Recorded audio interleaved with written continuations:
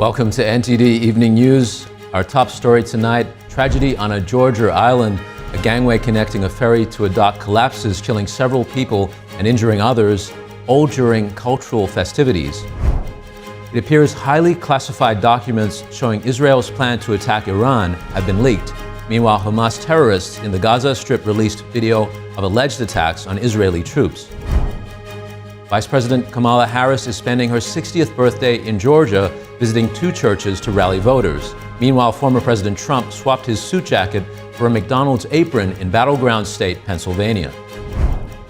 Elon Musk gave $1 million to an attendee of his American PAC today, also promising a $1 million award every day until the election.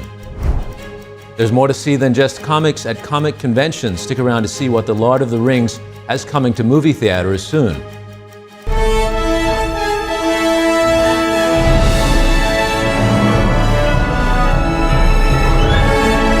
This is NTD Evening News, live from our global headquarters in New York City.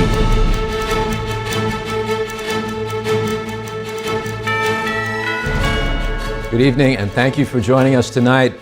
Israel's secret plans for its upcoming attack on Iran appear to have been leaked. The United States is currently investigating the leak of those highly classified documents. NTD's Jason Perry has the details. Secret documents of Israel's plans for its upcoming attack on Iran appear to have been leaked. The documents began circulating last week on the Telegram messaging app. They appear to have been prepared by the U.S. National Geospatial Intelligence Agency. In an interview on CNN on Sunday, House Speaker Mike Johnson said the United States is currently investigating the leak of those highly classified intelligence documents. And he added this. Now is the time for a maximum pressure campaign against the head of the snake. It's not Hezbollah and Hamas and the proxies that are ultimately the threat. It is Iran itself. And I think we need to recognize that reality right now. Israel is expected to attack Iran after it launched hundreds of drones and missiles at Israel earlier this month. Johnson also shared his thoughts on the conflict.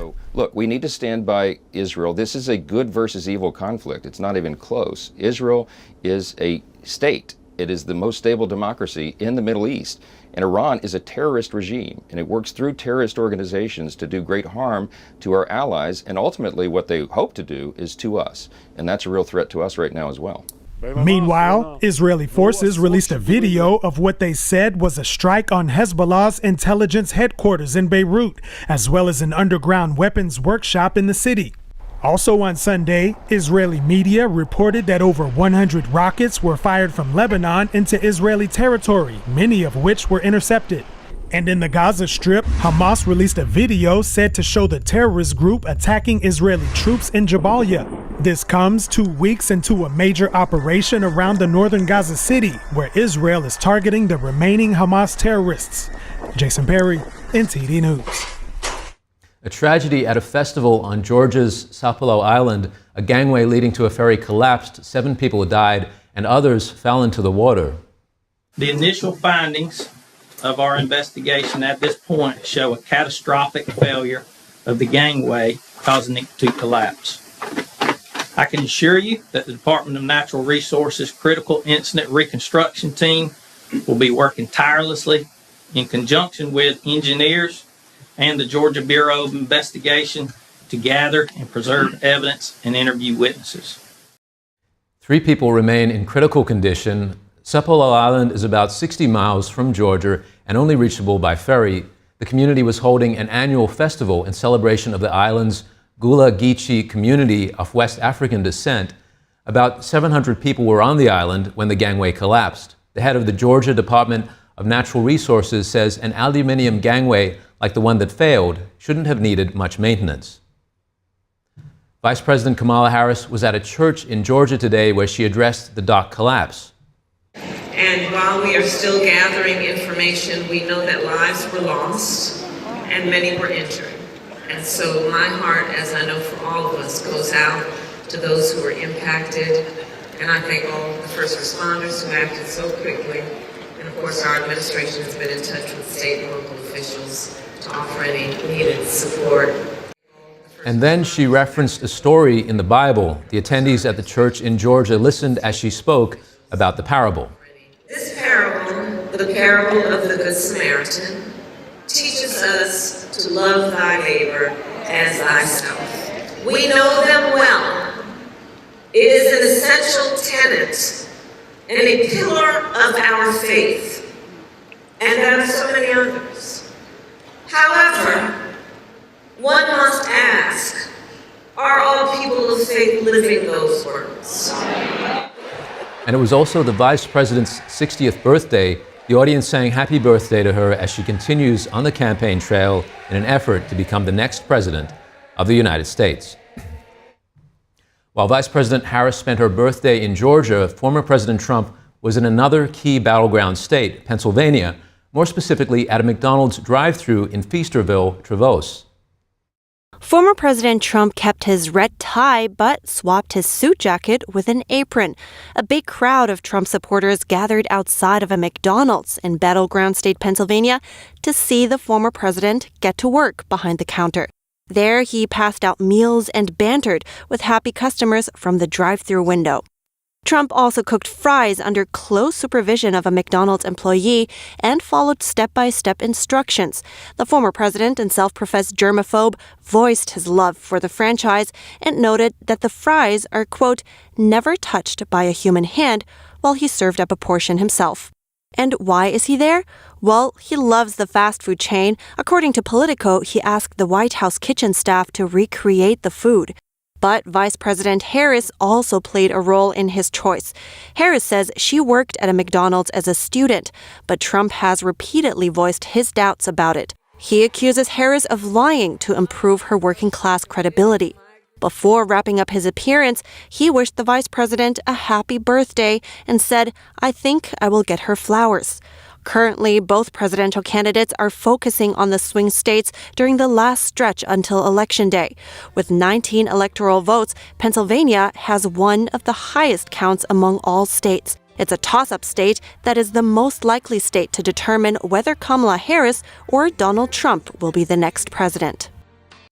McDonald's was just one of the stops during his multi-stop tour in Pennsylvania this weekend. The former president made his way to Lancaster for a town hall. The fact that Mr. President rushed here from a McDonald's in suburban Philadelphia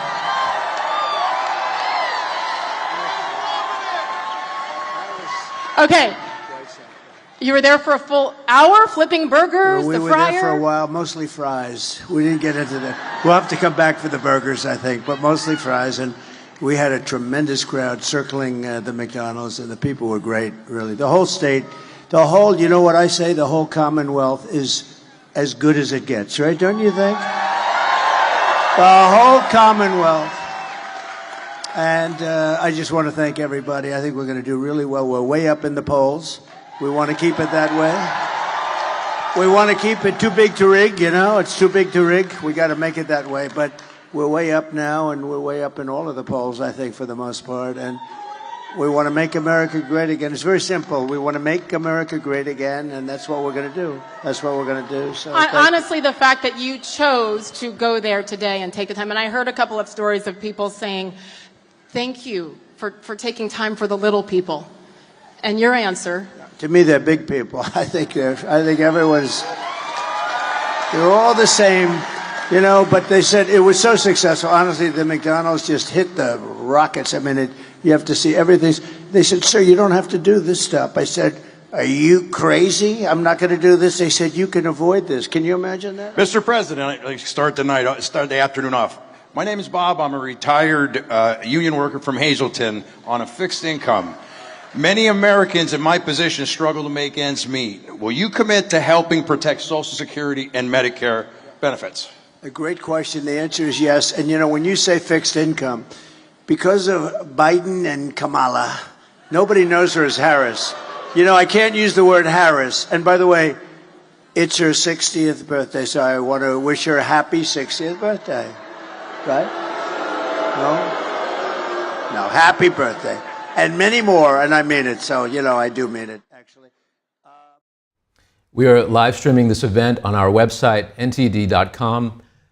Billionaire Elon Musk promised on Saturday to give away $1 million each day until November's election to someone who signs his online petition.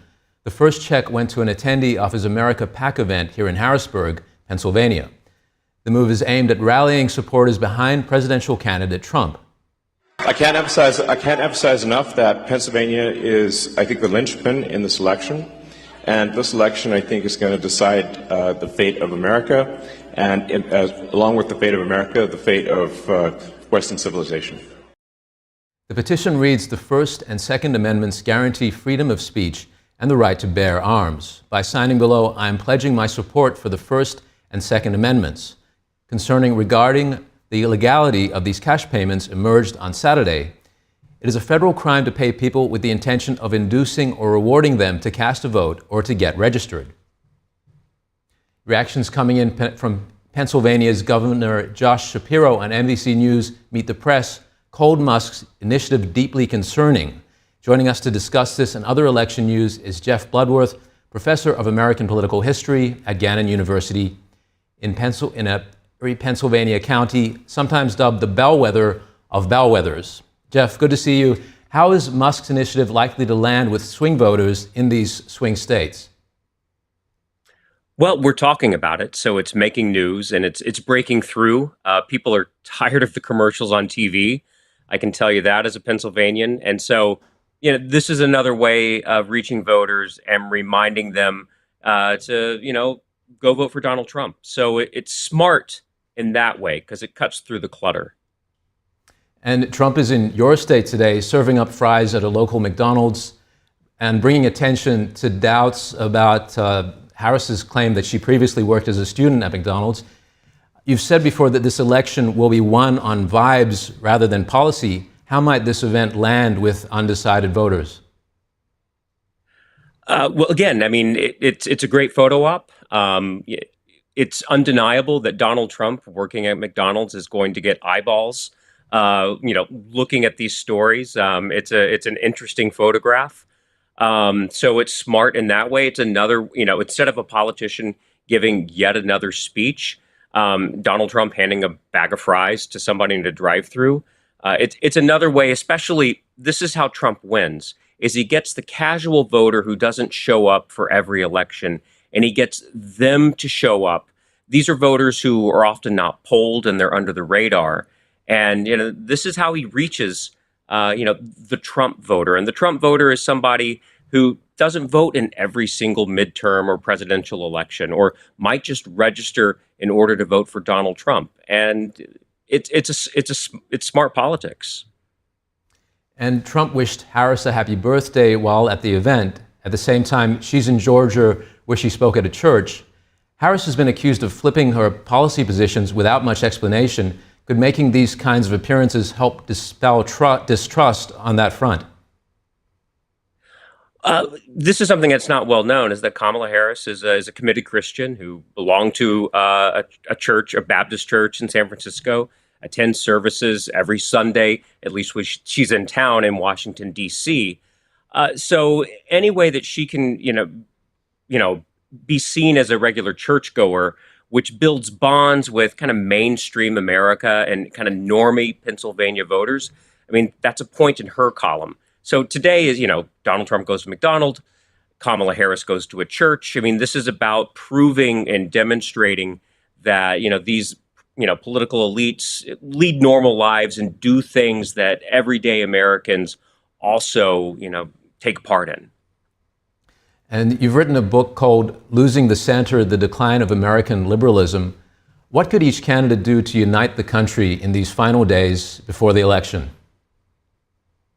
I mean, it really is about both the Democrat and the Republican parties moving back into the cultural mainstream and not being defined by their partisan fringes. Over the past 40 years, the Republican Party has moved further right than the Democratic Party has moved left, but both parties are being defined by their partisan fringes. That's why we have a record level number of independent voters, because, a significant number of Americans don't feel like they're represented by the Republican or the Democratic Party because they are being defined by their partisan fringes. And we can argue about which is more right, which is more left. But this is what Americans want. I mean, you see it in all the polls. is for one of these two parties to grab the center and the cultural mainstream. And yet today was an example of those parties, at least optically, trying to do so. I think whoever wins this election, the winner is going to be that candidate who is seen as representing, the cultural and political middle, and then we'll see how they govern. Thank you for your insights this evening, Jeff. Thank you. Coming up right after the break, North Carolina just began early voting this week. Residents submit their ballots while recovering from Hurricane Helene. And a little look into the New York City Comic-Con 2024.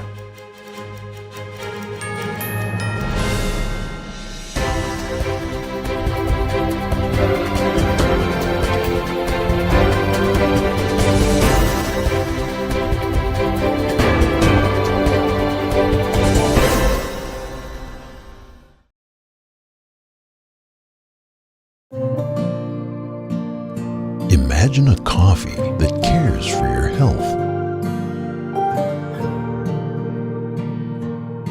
Expertly fermented with a 50 enzyme complex to enhance flavor and remove bitterness. Small batch roasted to a decadent medium dark, resulting in a brew that is gentle on digestion, low acid, and up to 90% less caffeine than regular coffee.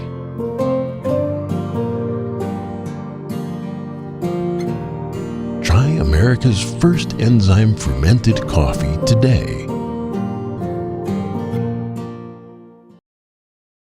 Come to the Mathis Design Studio, the premier destination for designer furniture. See the latest trends from top brands with heirloom quality pieces for every room in your house. Whether you're redecorating a single room or furnishing an entire home, we have the styles you'll love. Plus, enjoy fast, complimentary delivery. Visit us now for exclusive discounts and let us help make your dream home a reality for less than you ever imagined at the Mathis Design Studio. Is deep sea fish oil really healthy? Due to pollution in the oceans, most fish contain heavy metal elements and radioactive substances. That's why it's so important to choose a pure source of omega-3. Puritang Green Vegetable Omega-3 is made from purslane and perilla seeds, which are rich in nutrients and minerals, especially vitamins A, D, E, calcium, and iron. With natural processing and no harmful chemical additives, it has more than 90% concentration of omegas 3, 6, 7, and 9. It effectively improves brain power and is beneficial to the heart's health. Puritang Omega-3 does not smell of fish and contains no pollutants, so both adults and children can safely and easily consume it over a long period of time. Puritang Green Vegetable Omega-3. Greener, healthier, and more effective. Visit puritang.com to learn more. Will radical lies determine your child's future, or will timeless truths? Fathom the Good equips children with wisdom against the world. Our homeschool curriculum teaches high schoolers to think critically. We provide primary texts, original content, reasoning tools, and mentoring videos to help them transform America. Teach your children to navigate the world's woke confusion. Teach them to fathom the good.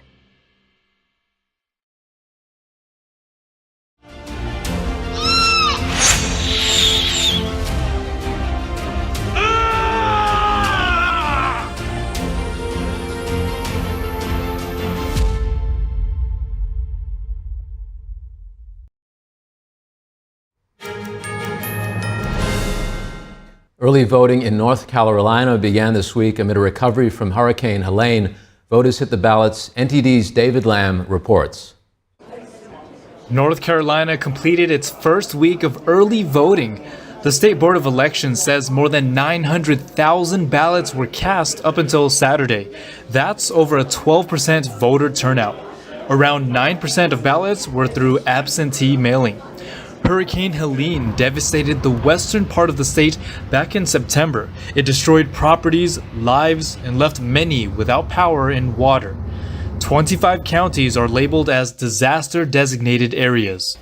And voters have been resilient here in North Carolina, rebuilding and casting their ballots to make sure their voices are heard. After what we've been through the last 2 weeks, you don't know. Maybe we wouldn't have a chance. Maybe something else will happen. I want to make sure my vote counts. Just trying to make sure I get it in and not forget about it until the last minute. Last time I voted, I did mail-in. I was out of state in Missouri, and I just got mailed in and put it more to the last minute than I would have preferred to normally. And I'll just add this. The president sent a lot of help. I know there's been a lot of controversy that's saying that we didn't get the help we needed here. That is not true. There are helicopters, there's National Guard, there's Corps of Engineers. I'm on board with basically most of what the Biden-Harris administration has done. Gun issues, women's health and rights, and climate change. It's just appalling what's happening. A constructive, dignified government. That's what we want. Yeah. And I don't care if it comes from either party. It's like some grown-ups. Yeah. We just want some maturity.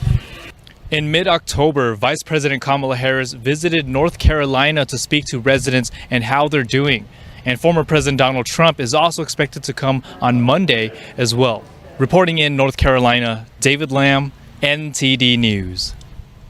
Early voting in Nevada has started, with Las Vegas voters eager to participate ahead of Election Day. Many said key concerns like the economy were the reasons for their early ballots. Here's more. Early voting kicked off on Saturday in Nevada. At a voting site a few miles from the Las Vegas Strip, voters stood in a long line, some waiting for 45 minutes. Many eager to cast their ballots early in the key battleground state. I always do early voting to make sure that I'm able to vote, because on voting day I have to work. So that's why early voting is important to me. Nevada has 6 electoral votes. It's one of a handful of swing states where both candidates, Democrat Kamala Harris and Republican Donald Trump, have strong support. The state could be key in deciding the presidential election. Voters said the economy, immigration, and social unrest are among their key concerns. And I just have to come out and vote for Kamala Harris, if that's okay to say.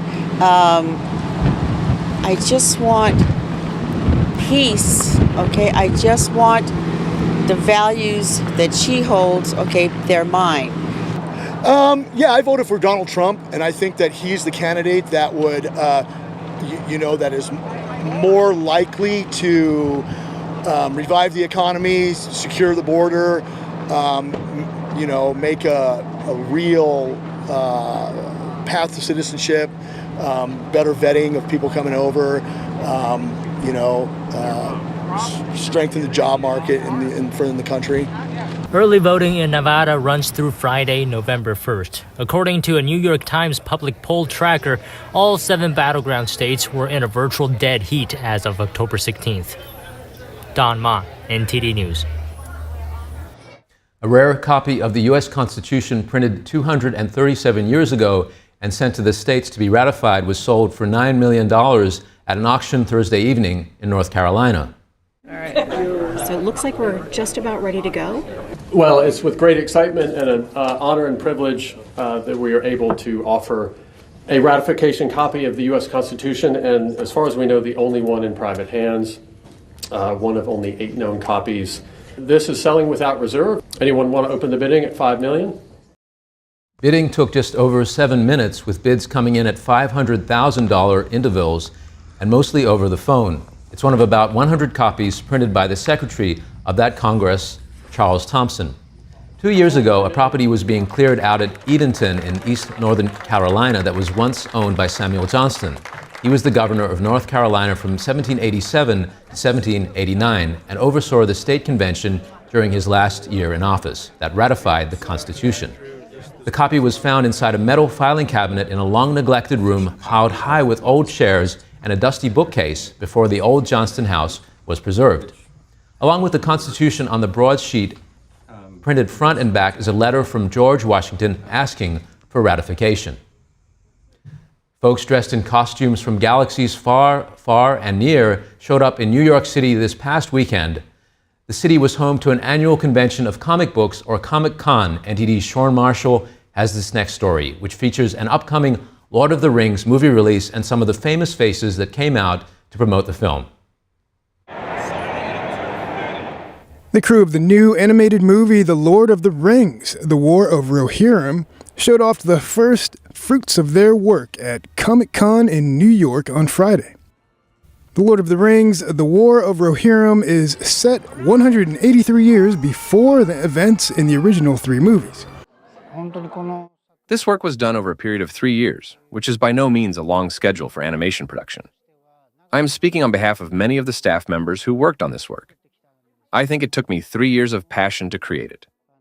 It tells the story of the House of Helm Hammerhand, the legendary king of Rohan.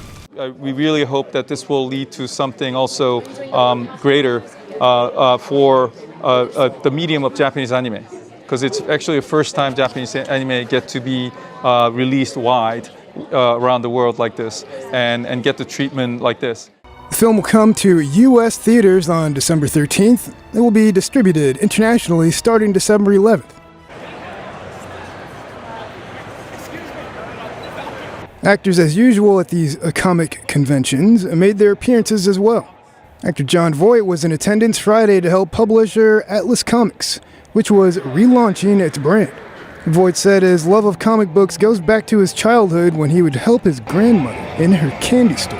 Yeah, it is. It's really fun because when people say, well, how do you feel being here? Well, I feel like I understand everything that all the enthusiasm they have because it's wonderful. And of course, the comic industry in my lifetime has exploded.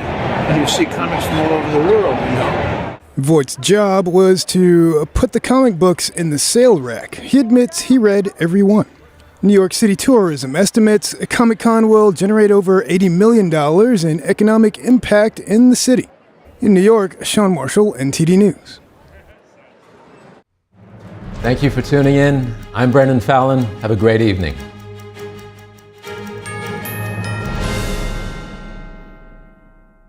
Sama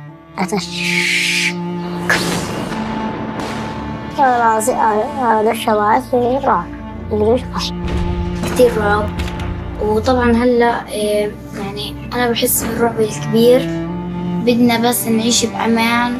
Conflict is raging across the world, and millions of children's lives are being devastated by war, hunger, disease, and poverty. We urgently need your help to reach children in crisis.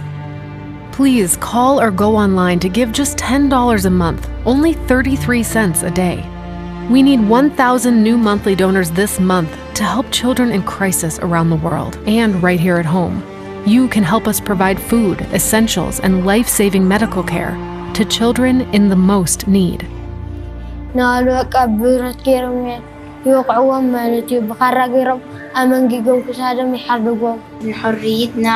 يعني بدنا نعيش زي كل الأطفال بدنا نعيش بحرية وأمان. In the darkest times, children suffer the most. You can help by calling right now and giving just $10 a month. All we need are 1,000 monthly donors. Please call or go online now with your monthly gift of just $10. Thanks to generous government grants, every dollar you give can have up to 10 times the impact. And when you call with your credit card, we will send you this Save the Children tote bag as a thank you for your support. وعيت على هاي الدنيا القصف والنزوح والخيمة. أتمنى نعاود على بلادنا. شايفين لك إنه هذا مستحيل. Your small monthly donation of just $10 could be the reason a child in crisis survives. Show them they're not alone.